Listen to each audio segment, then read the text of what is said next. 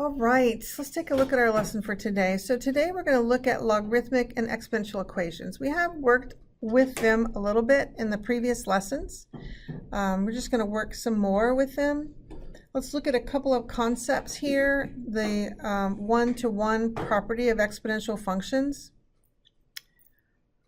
And the one-to-one property of logarithmic functions. This is that concept where, which we have talked about before, where if we have the bases are the same, then, and that's one base equal to another base, we can't have multiple bases, just one equal to another, then their exponents are going to be the same. Remember, what we do is we get the bases the same and then we ignore them and then set the exponents equal to each other. That's what this one is talking about, this one-to-one property business. The one-to-one property for a logarithmic is the same kind of thing, where if we have a log with the same base equal to a log with the same base, again, one-to-one, then the arguments are going to be the same. And that's the technique we've used before, where we've ignored the argument and set the, ignored the log, we would just kind of forget about it. We're not really canceling it, we're just kind of forgetting about it. And then we set the arguments equal to each other. So that's the concept that we're going to be using today. Any questions on that concept? Okay. So the first one, we're actually going to use our calculator, and this is just for, I don't know, for some calculator experience. Most of our work is not going to be with a calculator. Most of it's going to be non-calc. But I did want us to get a feel for how we would solve this with a calculator. So I like to use the grapher. I'm just going to write this in here. I like to use the grapher to solve. There is a solving feature for our calculator, but I avoid it. I just avoid it. I don't really like it. I don't like telling the calculator what range I want to look for my answer in. I want it to tell me the answer. I don't want to pick, so I don't mess with it. So what do we do? So step one, I'm just gonna, you know how I like steps. So step one, what we would do, and I'll pull up my calculator in just a moment. We would enter each side of the equation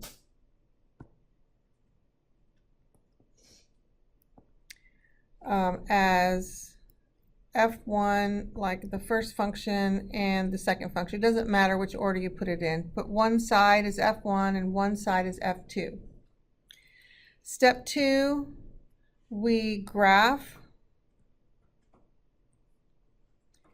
and intersect the graphs, or they will intersect.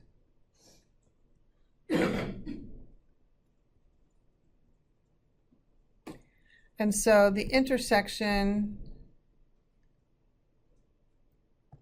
is the answer.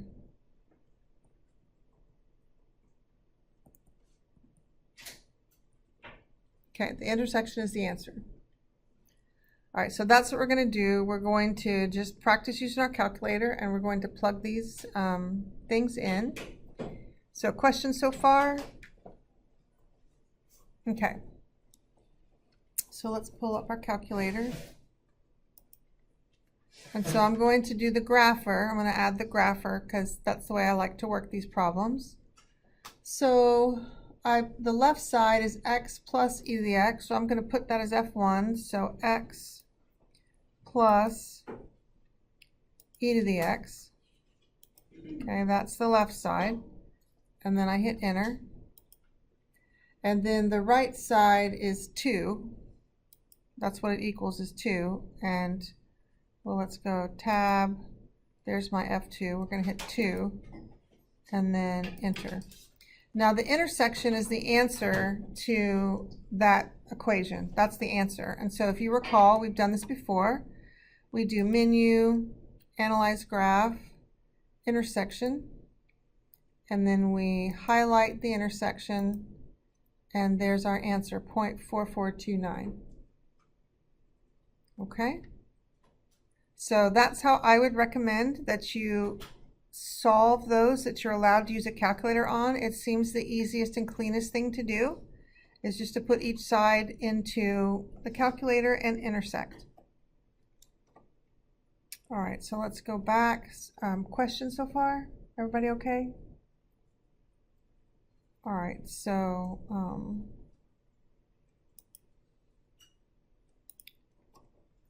we would say, so what I did is I'll just write down what I did. I did F1 was x plus e to the x, and I did F2 was 2. And then I intersected them, and that was at 0.4428. So I'm going to round to the thousandths, 0.443, and we're done. Okay, so that's using the calculator. The rest of the work that we're going to be doing is non-calc, but I just wanted to do just a little bit, just at least one example where what would we do if we could use the calculator. Okay, questions on that? All right.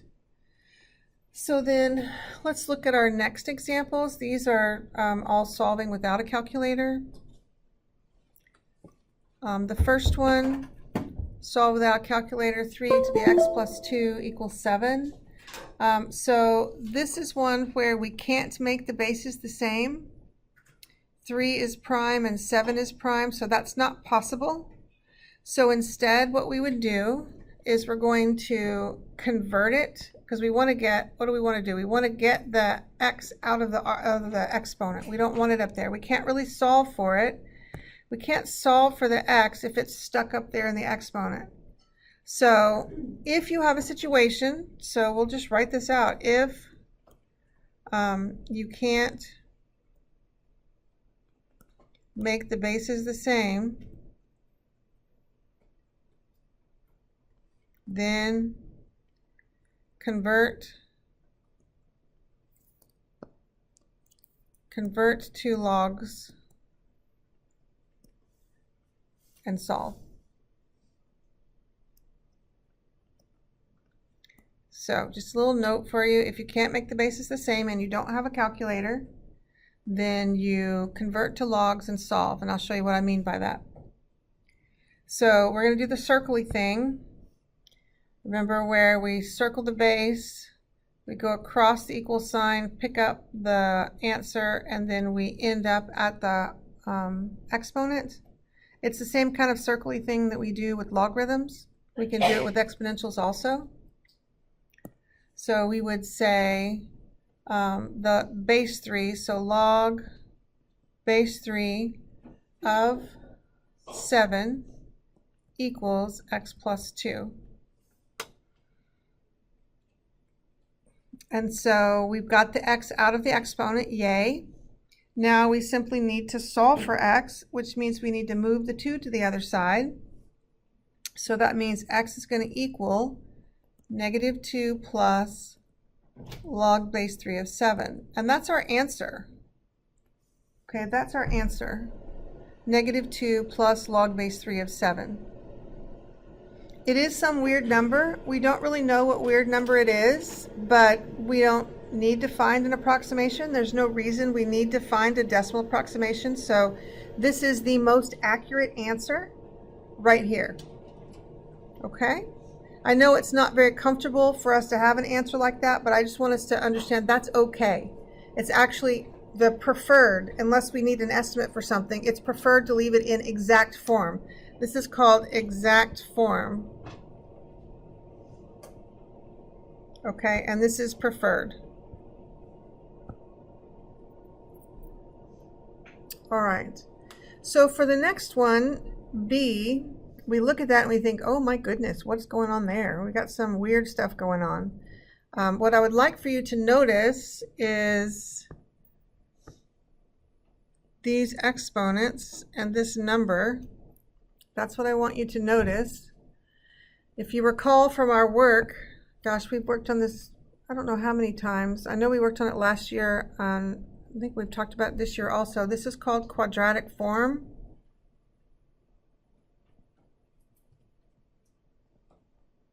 That's what this is called.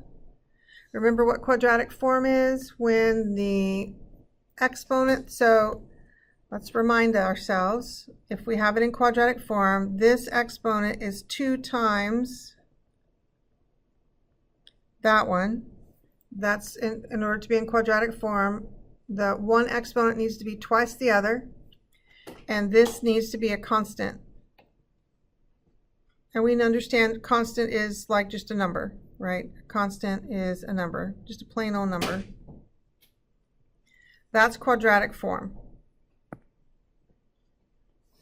Okay? So if it's in quadratic form, then we want to solve it like we would a quadratic by factoring. That's what we'd want to do. We'd want to solve by factoring. So let's open up some parentheses here. If it's weird like this and you're not sure what, I mean, if this were, let's just say, let's do some scratch work right here. If this were like x squared minus x minus 6 equals 0, you wouldn't have a trouble, right? You wouldn't have any trouble on figuring out what variable to put here, right? You'd put an x and an x there, right? That's what you would do. Without even thinking, that's what you would do. And what you're doing actually is just using this middle variable. That's the variable that goes, here and here, the middle one. So when you have something unfamiliar like this weird thing, this middle variable is what's going to go here and here. Now, it may have a number in front of it or something like a constant, but that's the variable that you're going to use. So e to the x, e to the x. So e to the x times e to the x is e to the 2x, because remember, base add. E to the x times e to the x is e to the x plus x is 2x. Okay, my back sign is subtraction, so my signs on my factoring need to be different. I need to come up with something that multiplies to get a -6 and adds to get a -1. Sounds to me like, what? It sounds to me like a -3 and a +2. Is that what y'all are thinking? -3 and a +2, that would work. So then what we do is we set each factor equal to 0 and solve. Now here's another keyword, ladies, solve. Solve means something. It doesn't mean just factor. Solve means find the x values. Okay, it's a vocabulary word. If something asks you to solve and you don't know what it's asking you to do, then you're just guessing. Solve means find the x values, or whatever variable you're dealing with. So we need to find the x values. We don't just need to factor. So let's do that. So e to the x plus 2 equals 0.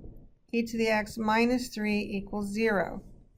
We set each factor equal to 0, just like we would down here. If we were doing it just a regular old quadratic, the same kind of scenario.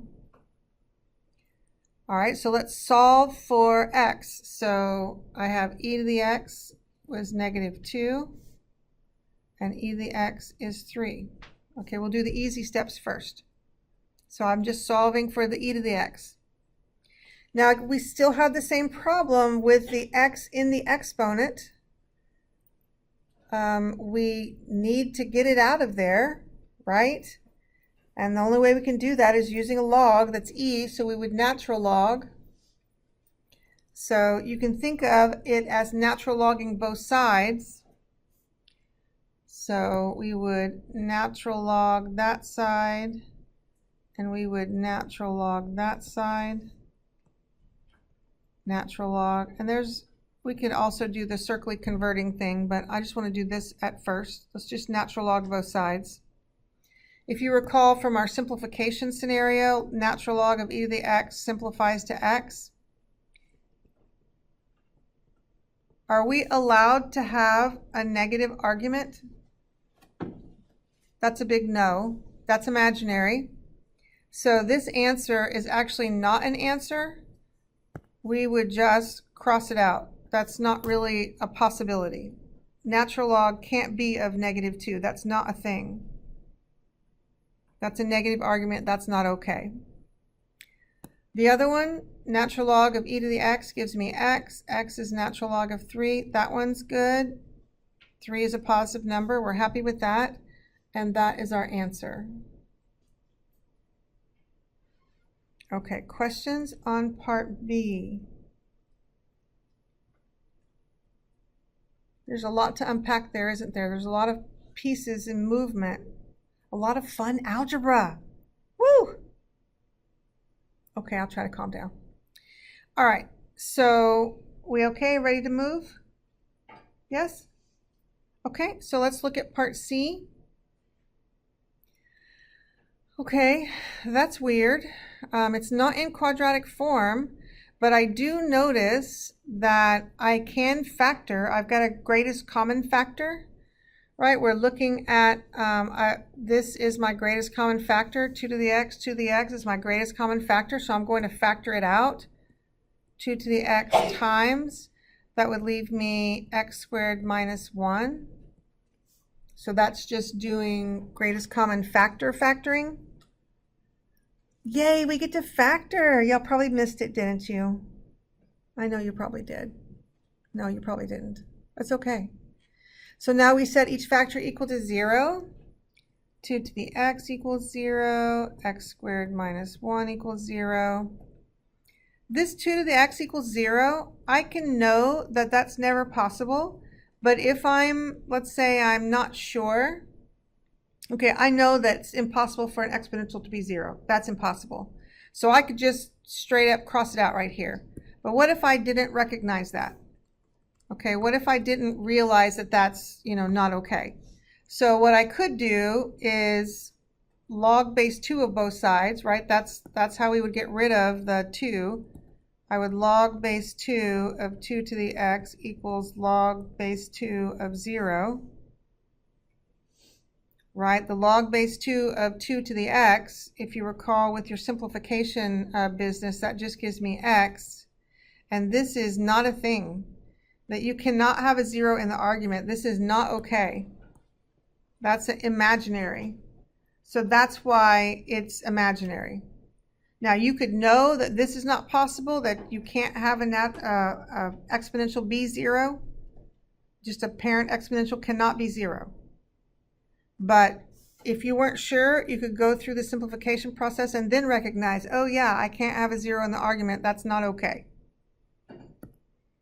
Questions on that scenario of 2 to the x equals 0? Do we understand why that's not possible? Okay. So x squared minus 1, I would prefer to factor. I know some of y'all would want to just move the 1 over and, square root both sides. The danger with doing that is forgetting your plus minus. If you're comfortable enough to not forget your plus minus, go for it. But I am going to play it on the the cautious side, and I'm just going to factor. So x would be 1, negative 1, and x would be 1. And those are our answers for that one. Okay, how we doing? Yes? So if you can't have a negative natural log, can you also not have a negative normal log? Correct. Okay. Correct. You can't have a negative argument in any kind of log, natural or regular, like log base 10 or anything, and you can't have a 0 in any kind of log either. That's exactly right. That's not okay. It's imaginary is what it is. It's like having the square root of negative 1, which is imaginary. Yeah. Okay. We good? All right, so the next one we're going to work with, so on this side, we worked with several different kinds of exponentials. On the other side, we're going to work with several different kinds of logarithms. Okay, so we're just changing our focus. So with the first one, so if you recall, let me just remind you about this little scenario up here. Let's look, what we really want, this is what we really want. We really want like one log equal to another log. That's what we really want. Okay, that is not what we have right here. We have 2 logs equal to 1 log. That's not okay. We can't do anything with that. We're going to have to use some of our log properties and condense that left side into 1 log. okay? Because we can only do 1 log equal to 1 log before we can ignore them. Poor little logs, we're going to get to ignore them. They're probably very upset about that. Oh well. All right, so we're subtracting here. So recall, to condense 2 logarithms that are being subtracted, do we remember how we bring them together? What property we use? Division. Yes, subtraction turns into division. So this is going to be log base 4 of 2x plus 1 over x minus 2, and that's the argument, equals log base 4 of 4. Okay, fantastic. Now we do have 1 log equal to 1 log, just like our little formula up above said we're supposed to. And so now I'm going to ignore, okay, please don't think I'm canceling these out. They didn't go anywhere. I'm just going to ignore them. And I'm going to set the arguments equal to each other because that's what that theorem said we could do. Okay, we can do that. So I've got 2x plus 1 over x minus 2 equals 4. Now there are several ways to solve this. My preference when we have a fraction equal to a whole number or a fraction is to cross multiply. That's my preference. I like to get it out of fraction form as quickly as possible. But there's, like I said, a lot of different ways to do it. What I'm going to do is I'm going to cross multiply. That's my technique for solving. So 1 times 2x plus 1 is 2x plus 1. And 4 times x minus 2 would be 4x minus 8. And that's how I would start solving it. Now it's just a regular old equation that we've been solving for years, right? We've solved this kind of equation for years. So we would move the x's to one side, move the numbers to the other. So I move the 2 over, 4 minus 2 is 2, so 2x equals what? Move that over, and I get a 9. So x is, divide by 2, 9/2. Now the thing that we need to be sure of is that this answer that we got, this answer, has to work in both of these spots. In this spot, in this spot. What do I mean by work? I mean that it cannot allow the argument to be negative or 0. Because if it does, then it's a no solution problem. So we have to really look at it and think about it. So 9/2 is, what is 9/2? Is that 4.5? 2, yeah, 4.5. So 4.5 minus 2, that's a positive number. That's okay. And 4.5, yeah, this whole thing right here is all positive. So we're good. This is a good answer. But I highly recommend that you check it. Don't just assume that it's going to be an answer because it might catch you by surprise. All right, how are we on this one? Okay. So let's move to our letter B. So I have a fraction equal to, a constant, a whole number. I'm still going to use my technique. I want to get rid of the fraction as soon as possible. So I'm going to, cross multiply. That's what I would do. Again, there are other ways to do it, but that's what I would do. So poor little fractions. I want to get rid of them as soon as possible. Maybe that's not very nice, but I do. So let's multiply 1 times 3 plus log base 7 of x. I get 3 plus log base 7 of x. I multiply 4 times 2 minus log base 7 of x. Gives me 4 times 2 is 8 minus 4 log base 7 of x. Now, if that's too fast and you would prefer to do it step by step, I'm perfectly fine with that. Sometimes that's what I would do. So I'm going to erase this and just say if you're afraid you forget to distribute, then it might be safer to write it like this. That's probably safer so that you recognize you need to distribute the 4 to both of those terms. So then that gives me 3 plus log base 7 of x equals, what is it, 8 minus 4 log base 7 of x. And then we go about our normal equation solving business. We want to get the logs on one side and the numbers on another, right? We want to add the logs together or combine them together. So I add 4 log base 7 over to the 1, and that gives me, what, 5 log base 7s of x's. It gives me 5 of them. And then I move the 3 over, and that gives me a 5. Okay. I'm still, what is my focus? I'm solving. I still want to know what that is. I mean, that's my focus. I need to figure out what x is. So I'm not there yet. It's buried inside of a bunch of stuff still. So what would you do? Well, you've got to get the log by itself first. So you need to divide both sides by 5. And so that gives me log base 7 of x equals 1. And now we can do our circly thing, you know, where we still need to get to the x, right? That's our goal, get to the x. So here we go. We're going to do the circly thing right there. So that gives me 7 to the first power equals x. So, you know, x is 7. And again, we need to make sure that's okay. Is that okay up here? If I put it, yeah, that's okay. It's just a 7. That's a positive number. So we're good. It checks out. That's a good answer. Okay, how are we doing? Last one. Oh, we saved the super fun one for last. Look at all those different bases.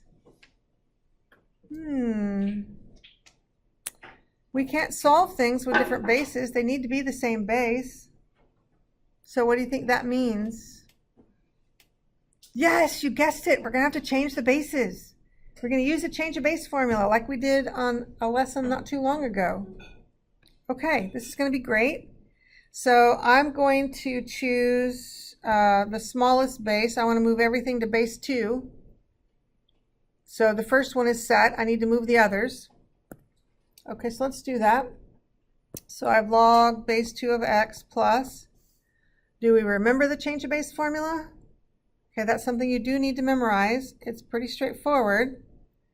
We can go to any base we want. We want log base 2. Remember, we put log base 2, log base 2. Really, the only thing for you to remember is which argument goes where. Okay, so our original argument goes in the numerator. Okay. Our original base, oops, that's the wrong one.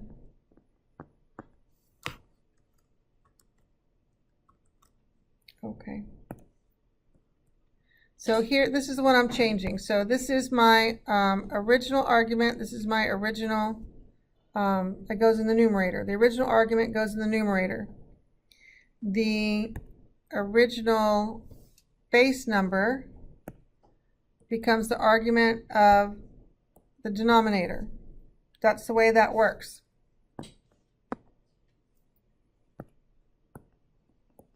Okay, that's the way that works. So let's change the next one. So we know it's log base 2 because we want to go log base 2. That's what we decided. Okay, so the original argument goes in the top, the numerator. The original base goes in the bottom as the argument. That's how the change of base formula works. Okay. So if you recall, I'll just do some scratch work over here. If you recall our work, like log base 2 of 4, to evaluate that, remember how we would set that equal to a variable? I don't know, I'm going to set it equal to m, whatever. So 2 to the m equals 4. 2 to the m equals 2 squared. So basically m is 2. So this whole thing right here is 2. Okay, so let's rewrite. So I've got log base 2 of x plus, that's a 2. So 1/2 log base 2 of x plus. So I'm going to pause there for a second, make sure we're all okay. We did this on a previous lesson when we were just converting. We were just converting everything to the same base. Okay, so let's work on the base log base 2 of 16. So log base 2 of 16, we'll just call that n. I don't know, I'm just making up letters, it doesn't matter. So 2 to the n equals 16. Let's see, 16 is 2 to the 4th, right? 2 times 2 times 2 times 2? Yeah. So n equals 4. I guess I'll write it out. So 2 to the n, we're making the bases the same. So n is 4. So we've got 1/4 log base 2 of x equals 7. Okay, this is just scratch work. Maybe you can do it in your head. I don't know. I need to write it out. It's okay if you can do it in your head. So now if you recall, we have 1 of the log base 2 of x's plus a half of the log base 2 of x's plus a 1/4 of the log base 2 of x's. So again, in my scratch work, I don't do good things in my head. So I've got 1 of those guys plus a half of those guys plus a 1/4 of those guys. Okay, so I'm going to have to add all those together. So let's see. So I make it all fourths. So that would be what, 4/4 and 2/4. So 4, 5, 6. So that's 7/4. So that gives me 7/4 log base 2 of x's equals 7. Again, our goal is the same. Figure out what in the world is x. It's buried. We need to move the constant first. So I would multiply both sides by the reciprocal. I mean, that's what I would do. That's the fastest way to deal with it. So that leaves me log base 2 of x equals 4. Right, because the 7's cancel, I'm left with a 4. Now we get to do our circle-y thing. The base to the answer equals the argument. So 2 to the 4th equals x. So x is 16. All right.